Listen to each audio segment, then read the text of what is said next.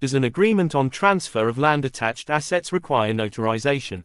Under Article 119.2 of the Civil Code 2015, in case the law requires a civil transaction to be made in writing and having notarized, the parties to the transaction must comply with such requirement. In the context of transactions involving land, Article 167.3 of the Land Law 2013 expressly requires agreement on transferring land use right to be notarized or certified, except for the case provided under Article 167.3b, where at least one party to such agreement is an entity doing real estate business. However, Article 167.3 of the Land Law 2013 does not make clear whether the agreement on transfer of sole land-attached asset requires a notarization.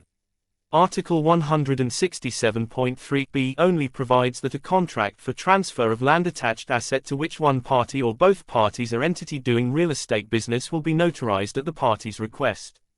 It is not clear if the wording of Article 167.3b can be interpreted that if neither party to the contract is an entity doing real estate business, then the contract must be notarized. On the other hand, one may rely on Article 119.2 of the Civil Code 2015 to take a view that the notarization of contract will only be mandatory if the law expressly requires so. Accordingly, the notarization of contract for transfer of land-attached asset between the non-real estate business parties should also be optional. However, in practice, it appears that the authorities usually require contracts for transfer of land-attached assets involving non-real estate business parties to be notarized. Therefore, in such case, the parties should prudently notarize their contract when entering into a transfer of land-attached asset.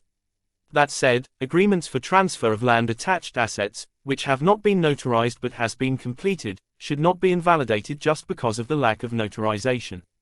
This is because under Article 129.2 of the Civil Code 2015, in case a civil transaction established in writing is in breach of compulsory provisions on notarization, and one or more parties have performed at least two-thirds of the obligations in the transaction, the court shall, at the request of one or more parties, issue a decision to recognize the validity of such transaction.